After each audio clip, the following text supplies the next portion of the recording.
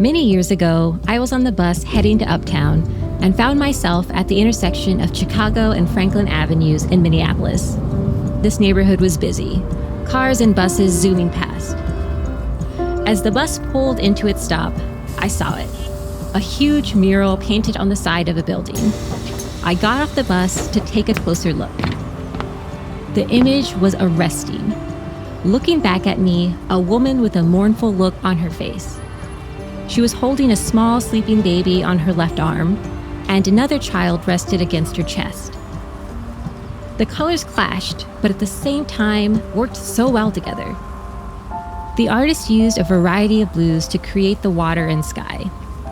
There was a bird, a scorpion, and was that a butterfly? All painted in black. It was aggressive, but at the same time soothing and familiar. Growing up, I had heard stories about a weeping woman, La Llorona. This character seemed similar. But this mural was a departure from the folk story I heard while growing up. The one my parents told me about was about a woman who drowned her children in a fit of rage, and in the aftermath spent her time weeping for her children along the riverbanks at night. That image of La Llorona left an impression on me. I couldn't stop thinking this looked like a Chicano-inspired mural. I wanted to know more. Where do these Chicano murals come from, and why are they here? So I started doing some research, and it turns out this is a story with roots in the West Side neighborhood in St. Paul. To better understand this story, we're going to speak with a longtime resident of the West Side and a Chicano artist.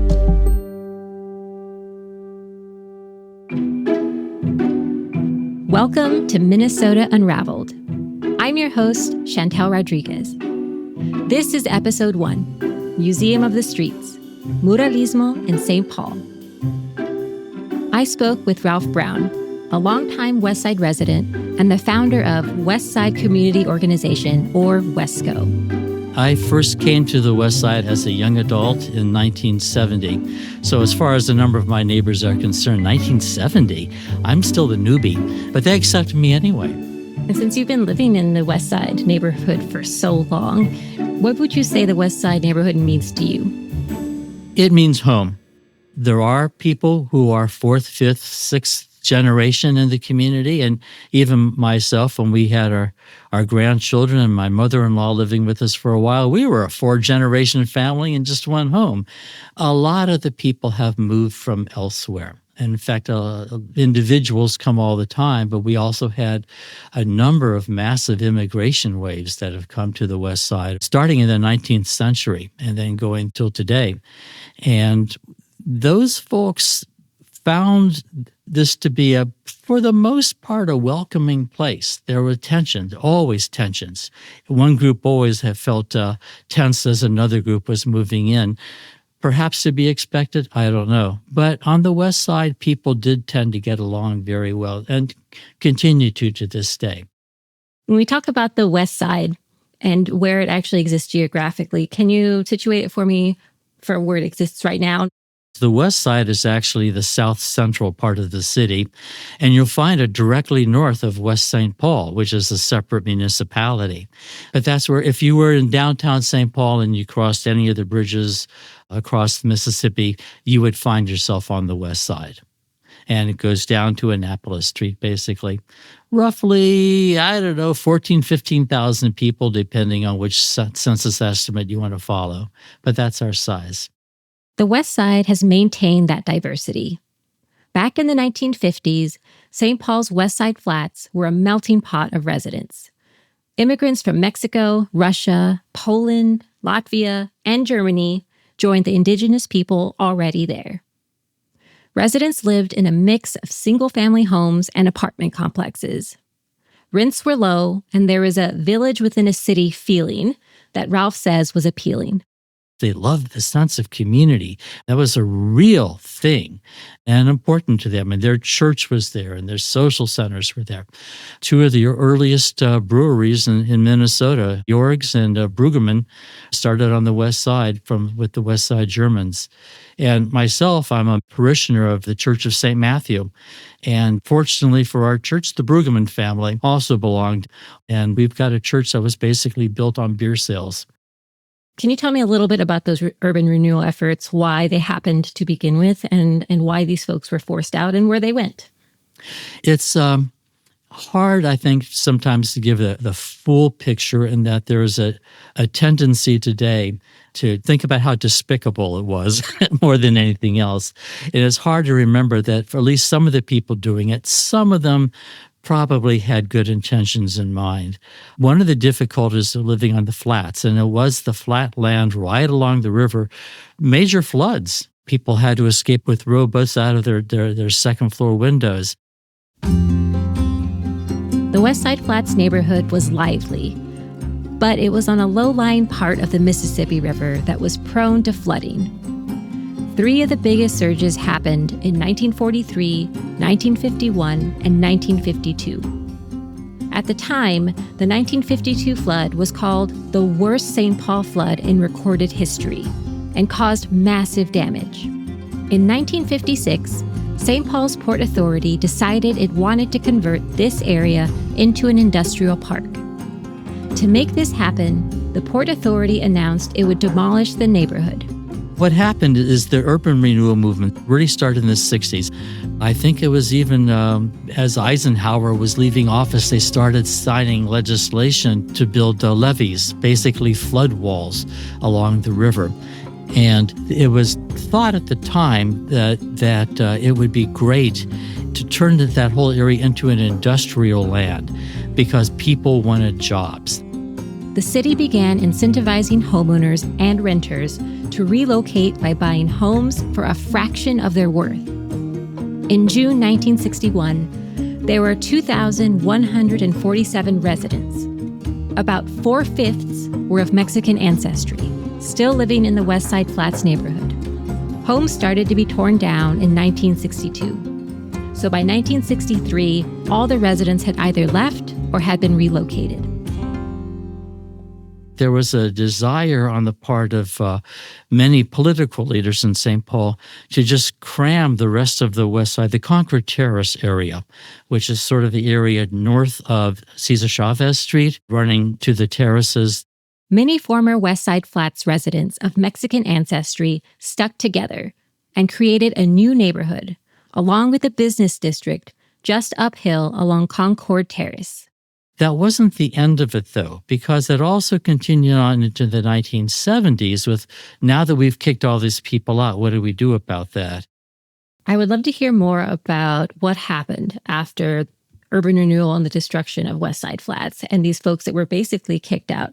We know that they tried, or really did succeed, in rebuilding a community and a neighborhood. Mm-hmm. What was it like to be forced from your home and intentionally have to rebuild a community?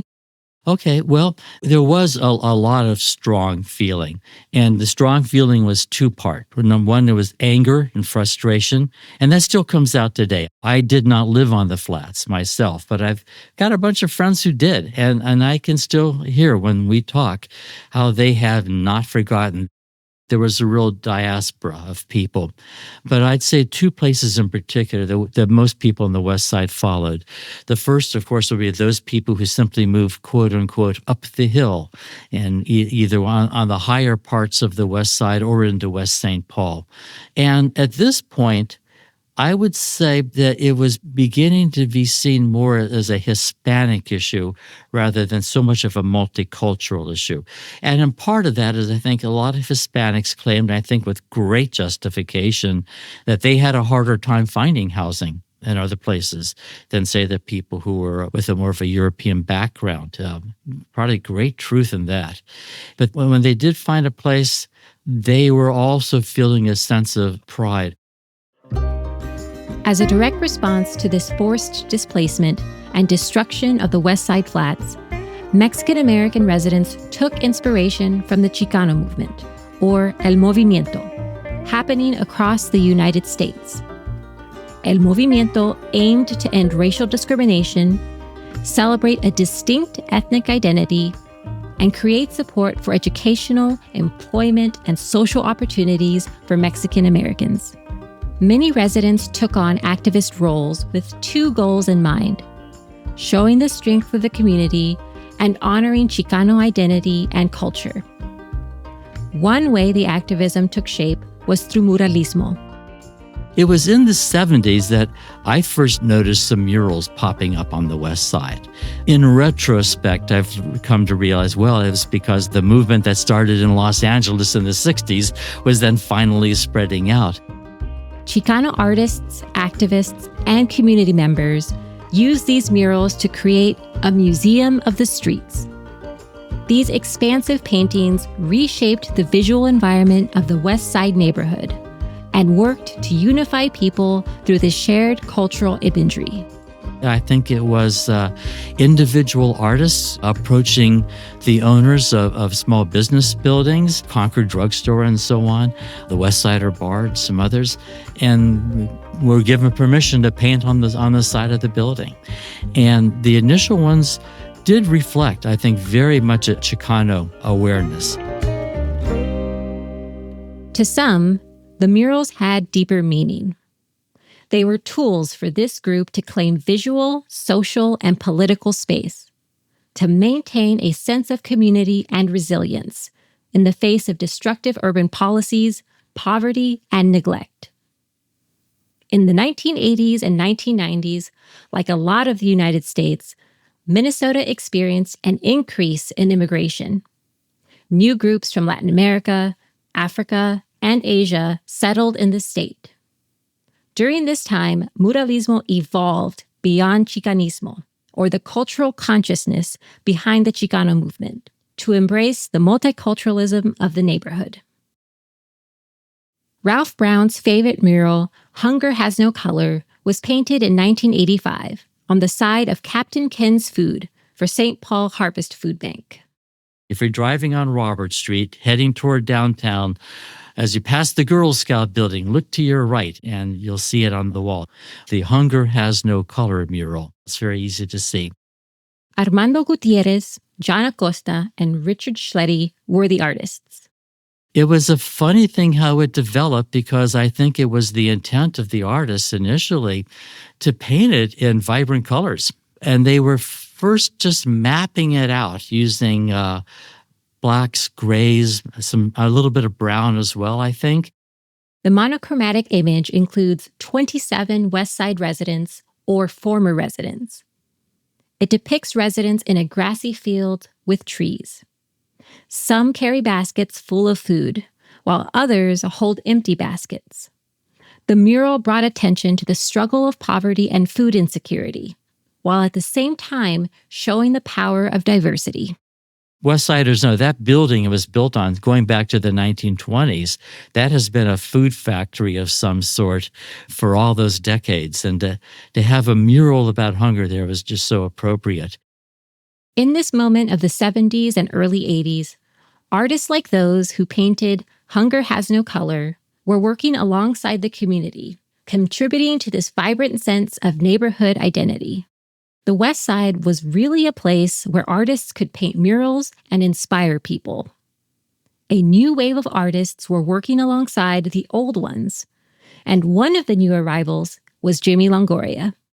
My name is Jimmy Longoria. I'm the Chicano artist in Minnesota, and my area expertise is outrageous. Jimmy Longoria is the artist who painted La Llorona. After speaking to West Side resident Ralph Brown and learning about the connection between muralismo and the destruction of the flats, I wanted to talk to a Chicano artist and dig a bit more into the process of creating a mural. Plus, Jimmy is one of the best-known Chicano artists around. I interviewed Jimmy at his house, surrounded by his vibrant artwork. Jimmy is dressed in an orange shirt splattered with paint and black trousers. His feet are bare during our lively conversation. I got here in '88, and I had a plan. I was going to be here in Minnesota for 5 years and develop my hand. Jimmy was born in South Texas and spent time in Chicago and Southern California, where he wanted to study art. He reached out to several art department chairs about joining their program to work on his painting. But Jimmy was met with resistance. They all said there was no way he could create the art, the Chicano art he wanted to make. It's impossible. Chicano art is impossible. There's only American art, and that's it. I thought, that's great. Oh, you think about it. They were just telling me it was virgin territory. Nobody was out there. I came to the term Chicano when I arrived in California. So Chicano back then, with the O, is that we are the group of people that are active in cultural conflict. Okay, we're civil about it. Okay, be polite. El movimiento used the term Chicano to show a sense of ethnic pride, strengthen cultural identity, and express resistance. What it means to be Chicano varies from person to person. What makes something Chicano art? Are there particular themes? How can you identify something that is Chicano art? Chicano's not realistic. There's a big head in a mural, a big portrait head, and then there are subordinate figures. And generally, it's a rectangular picture frame. It's problematic because it's a hybrid between what's called a portrait and a landscape. So most murals, if you look at them and know nothing, you could analyze them as being in between those two things, a hybrid unification. And for me, that is what Chicano art is going on. It parallels the Italian Renaissance, but in part it comes from what is the legacy of all of us Latinos. We're a hybrid of the indigenous culture. Now, indigenous art has long been maligned as being animalistic and decadent, but it's not. It deals with icons and personal icons that are votive. In other words, connecting the spirits. So Chicano art must, A, have spirit, an indescribable spirit. It must have a complex composition, and it must have vibrant colors in the sense that the colors interact with each other in a significant way. So Chicano roots actually, for me, originate in the collision between the Iberian Peninsula culture and the indigenous cultures here. But what about the colors? Are there such a thing as Chicano colors? And the answer is yes and no. Most Mexicans who come north originate in Sonora, and Sonora has a certain combination of colors. Occasionally, there are some that come all the way from Guatemala down to the peninsula, and then they go for tropical blends. You put those colors together, that the environment in which Mexicans lived in the higher levels exposed them to a purer blue, that the purples and the reds and the browns and the greens were different, and that they were different from the Mediterranean colors, which if you go and study European cultural history, there's a difference between the northern color palette and the Italian palette, and it depends on where you are. Okay, and then there are African colors. So that's there. That's legitimate. I can see these themes, motifs, and colors in some of the murals I've seen around the Twin Cities. And these elements are some of the reasons Jimmy's La Llorona is embedded in my memory. It was an accident that it came that I got to do La Llorona. And La Llorona really changed the game because it was classic Chicano in the sense it was a purpose. It was about changing the environment on there. Jimmy got his break on this project when an artist he knew, Armando Gutierrez, was asked to paint a mural. He was one of the artists who painted Hunger Has No Color. Armando passed on the project and suggested that Jimmy should do it. Painting a mural outside on a busy street corner like Chicago and Franklin posed so many challenges, from safety to finding workers to help paint. But why would they put a mural here? It was a drug dealing corner. It was a place that was unsafe, and it was right behind Central. Before any work could start, Jimmy and the building owner needed to decide on the cost. Everything was new to him: the scale of the project, and the amount to charge for this kind of work. How do you make a price? And I said to him, who's your billing man? Maintenance guy. It comes in and sits out to, how much do you spend in 3 years painting out the graffiti? Guy comes back a few minutes, just walks away, comes back. He says, $7,500. I said, well, that's the price. And with that, Jimmy was all in. He had never worked on a painting of this size. He was confident he could do it. But first, he had to decide what to paint on this huge blank space. He remembers it being a bit daunting, but it was time to take a risk. It's an anti-graffiti mural, which allowed me to make it the first really aggressive Chicano mural. But this one, La Llorona, is the first in-your-face Chicano mural, and it's kind of sneaky. The name of the game of being a Chicano artist in Minnesota, which is presumed to be virtually all white, is to go and do the outrageous. To paint a mural in Minnesota on Lake Street back then, you had to pull the weeds first, you had to scrape the wall, and then you had to start the process of getting it primed. Painting a mural doesn't happen with just the artists. It can be a real community endeavor, one that brings people together. For La Llorona, this definitely was the case. Kids from the community got involved. We were discovered by a few probation officers in the juvenile system.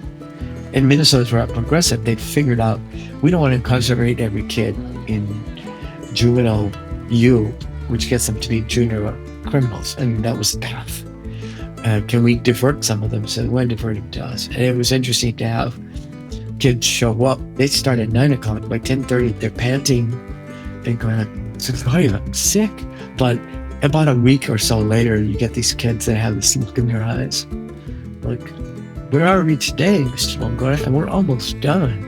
And we grew. We went from initial 5 kids to up having 35 kids. One of the challenges of making a mural of this scale, at least the way Jimmy makes them, is they have to be impactful far away and close up. You have to account for the 3-foot, the 6-foot, the 18-foot, and the 30-foot viewer, which means that's how far they are from the wall. So the up close, you still have to paint hand. That's where my discipline as a painter, which is to make every square inch interesting. The learning curve was steep. His crew were not artists, and the job was massive. There are hundreds of square feet. In a square foot, it's 144 square inches. Divide that by 2, okay? That's a lot of work. It's a lot of strokes. You paint from the bottom up. And my kids were totally awesome. That's how they can be so fast. They paint a huge block. This block is red, and then they bring it back with detail and do. I didn't make a single muralist. 330 kids. Not a single one wanted to become a muralist. But I made 330 kids that could do anything. That would test their mettle. This sense of place is such an important part of muralismo. When Ralph Brown talked about the Hunger Has No Color mural being painted on the side of a food factory, that conveys a message. La Llorona is no different. A mural has to live in a place and with a people, and it has to be a smoking mirror to their existence. La Llorona, because I was actually on that bus, the bus from St. Paul, it comes and goes up to Franklin and comes across. And if you're going to go downtown, you go to there and you get off at Chicago and you switch buses. But I had seen that because there were all these social service agencies there, these girls were jumping on the bus with their kids, to go there. Right there at Franklin, Chicago, there used to be service centers for young mothers. And I saw them, and that was like, okay, La Llorona was a concept. And originally, Llorona was further down in the middle of the building because I wanted to bring her down to intimidate the drunks. To what extent does location play a role in artistic expression? Thank you. Okay. People who have asked us about murals and stuff assume that the murals exist just in abstraction. And because I was a nerd, a historical nerd, and I want to understand how things were composed. So it's La Llorona. La Llorona, Right? you got it. Because what's the first thing you see when you come around the bend? Up over the rise. The first thing you're going to see is this woman up in space, and then just boom, and then the composition there, it comes down. It sort of so it trickles down to the other, and then as you get close, it gets intense, and then it passes on. Jimmy used those attention-grabbing colors, blues, pinks, pops of orange, to create La Llorona, a mural depicting a real-world issue inspired by a folklore story. The story I remember and Jimmy's version are similar because we both grew up in the Rio Grande Valley of South Texas. It's titled La Llorona because a huge woman who's African American holding a baby in the Llorona story, which I have for the people who don't know it. It's from South United States, and it's about a young woman who falls in love with a man above her caste, has 3 children with him, and then is frustrated when he won't do right by her. And so in a fit of anger, she drowns her children and then is damned to look for them along riverways, which in South Texas means a lot because it's dangerous. The water moving there will kill kids. It's a boogeyman story. It's a boogeywoman to keep kids away from water. Mm-hmm. Well, it's a scary story. They were told to me all the time when I was little. Yes. Get ready to go to sleep, or La Llorona's going to come get you, the weeping woman who cries for her children to take you away. That's the story that got me. Is because I had seen young African American women coming to that area because there were social service agencies there with their kids. And there was actually one young lady, like she was in her teens. She had 3 kids, 2 toddlers and a baby. And I went, that's it. That will resonate with everybody because it was a very mixed community. But from the top down, that's a big image. And we get down and there's all this sort of mystic elements and great complexity and color. And then put a kind of a poem about the whole thing. When I first saw La Llorona from the bus so many years ago, the poem really drew me in. It conveys some of the deeper meaning behind the mural, the story, the place, and the community. Jimmy used the La Llorona folklore to communicate the suffering of teen mothers as they seek to provide and care for their young children and themselves. The poem reads, "Young love, child on each arm, a wind, a wail, a river of madness, a lonesome despair, babe's constant demands, lost youth, endless tears into the water's darkness, the wail and wind, horror and self-death, a constant search, a constant wail.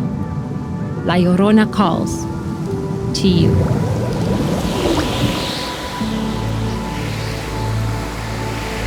Muralists know that their art is not meant to last forever, and yet they put so much time and energy into spreading joy through their work.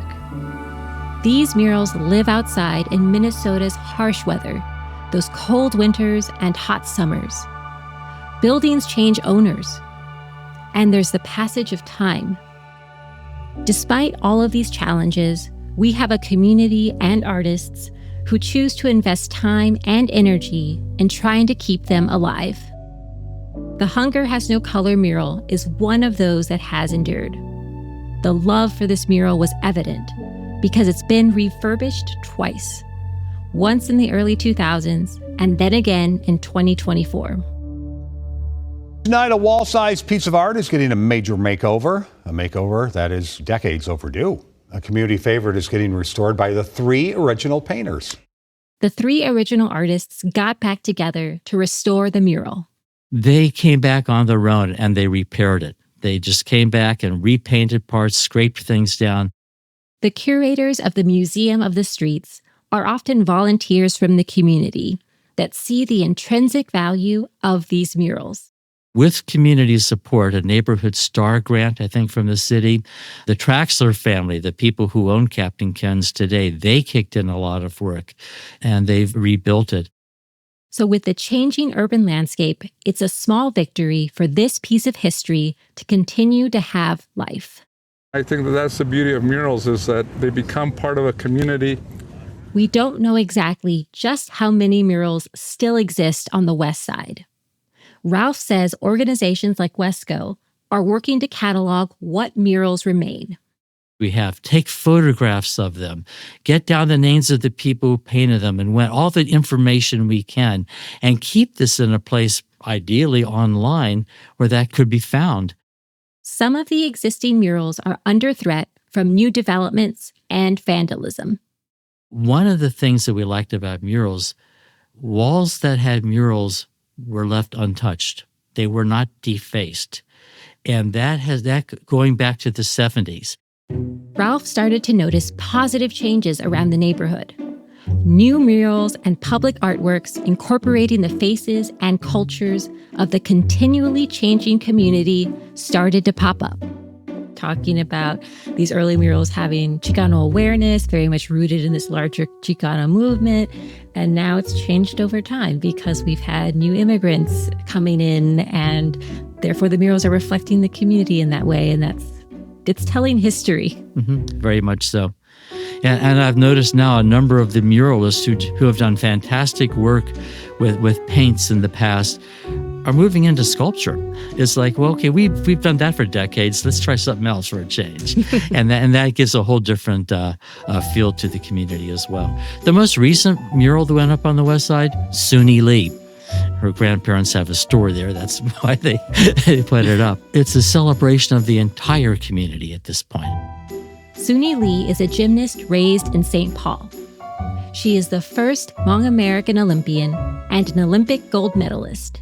If we can interpret them and understand them, and I think a lot of them are easy to understand, they're telling a story about what life was like, some aspect of the life in the community at the moment that they were created.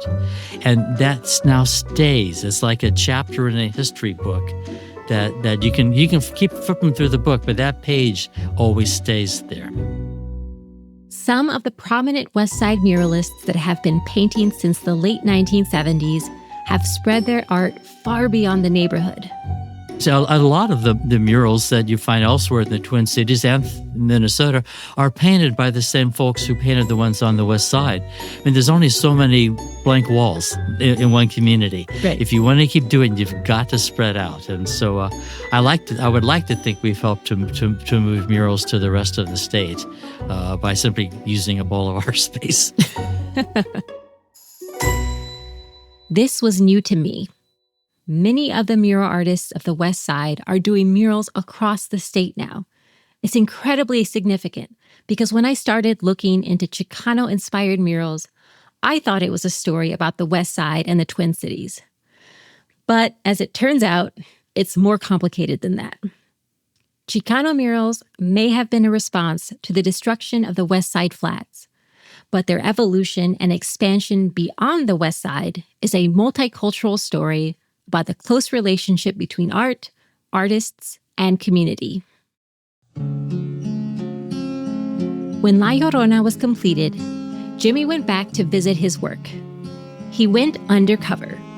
He was just a guy with a cup of coffee standing at a bus stop, my bus stop, listening to a bunch of people talk about La Llorona. His mural, the mural he and 330 kids had toiled over. Jimmy was standing around listening to the bus stop chatter when a guy turns to him and says, "Oh, you like our mural?" I go, "Yeah." He says, "Well, we told the artist how to do that." And he began to narrate what it was. Okay? And I just stood there playing the bobo, I was like, "Oh, I didn't know that. I didn't know that." But it was really fascinating because he really possessed it. It's his. For God's sakes. The bus comes, everybody gets on, and he gets on and says, "Come on." And I go like, "No, I'm sorry. I'll catch the next bus." And he says, "Well, we have to do this because the artist died." And it's one of those moments, and how I felt about it. At first I was shocked. It killed me. had to murder me. And then I realized it was important for them to own it.